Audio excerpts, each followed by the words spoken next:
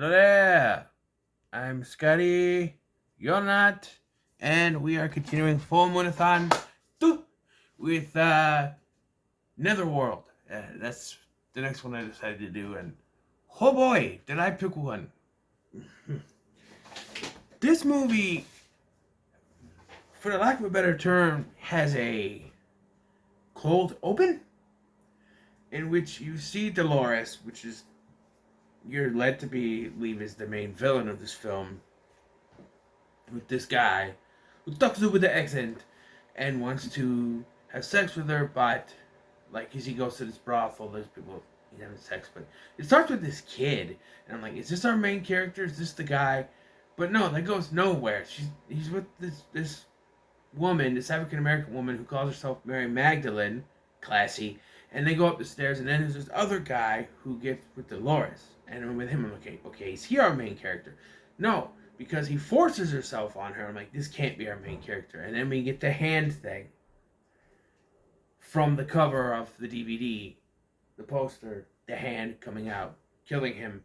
And then we flash to our main character, whose name escapes me at the moment. His name is Corey Thornton, who has inherited his father's estate. He's played by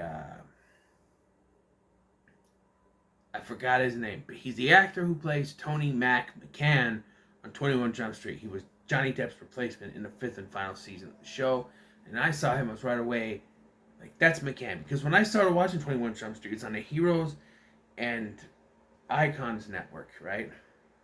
Or Heroes and Icons channel, and I saw that it was on, and I checked it out, and it wasn't Johnny Depp, it was him. I watched season 5 is where I how I got into 21 Jump Street. So seeing him was pretty cool, and this seems about that time, 92, about that time when it was over, and he's inherited his father's estate, and he meets this woman who lives there and her daughter, and this other guy who also lives on the estate, and he inherited everything, and then he starts reading his father's journal about how he's figured out how to come back to life. And so he's there to help his father come back to life, and he finds out that Dolores is involved in this as well. And there's this weird guy that looks like Jonathan Winters, but it's not Jonathan Winters. I don't know. He looks kind of like Jonathan Winters, but it's not him. I don't think so. This movie's very erotic. There's a lot of nudity. Very erotic. Like the first scene with that teenage kid or whatever. I think he's got to be at least 18. But he's talking to African American woman, and he's like, I want it.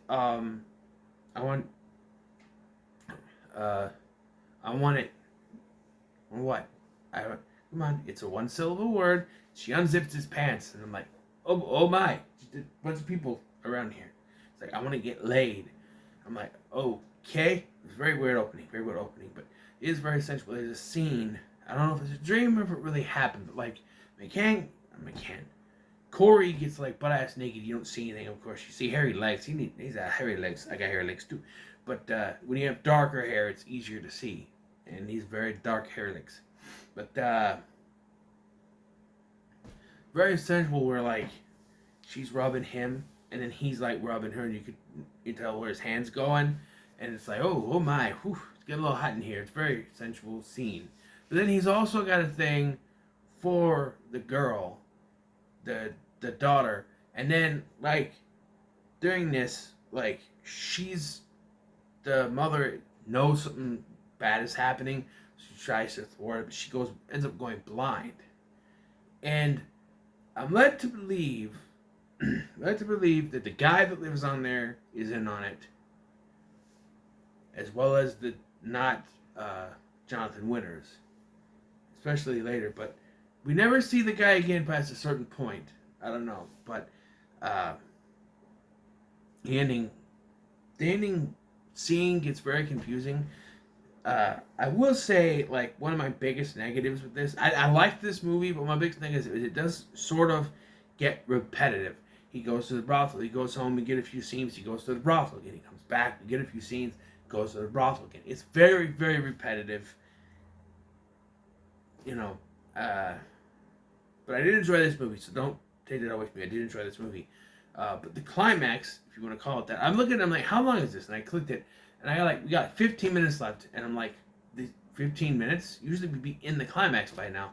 So he's like, okay, I want to bring my father back. And he gets in the bathtub, and she starts doing this thing, and he wakes up in the Netherworld, I guess, where his dad is like zombified. And we find out that in order to, and this is something that I scratch my head on, in order to bring him back, he has to give up his soul and stay behind for his dad to come back. That's not what baffled me. What baffled me is this is presented as a twist in the movie. It's literally on Tubi. On Wikipedia, it's literally verbatim in the description of the movie.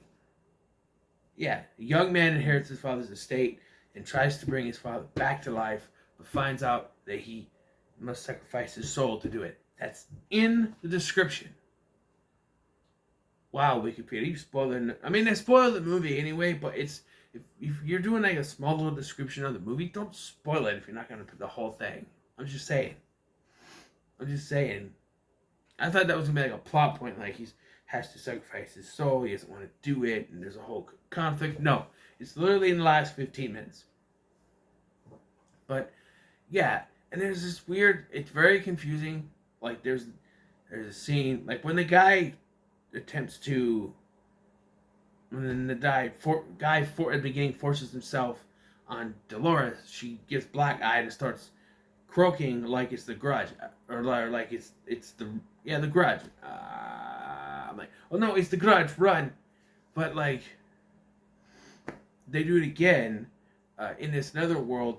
The daughter that he had a romance with shows up, and he's like, "It's you?"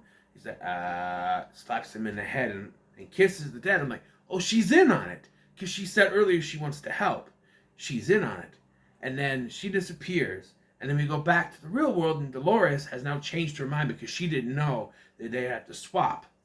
And that he had to get, Corey would have to give up his life for his. She didn't know that that's what happens. Even though it's implied that she's done this before, because there's supposedly Mary Magdalene is the real Mary Magdalene. Although Mary Magdalene supposedly was very virginistic. Although, I don't know. There are theories that, it's a virgin birth, but how do you know she was faithful to Joseph? I'm just saying. Bible thumpers don't get off on me. I'm just saying.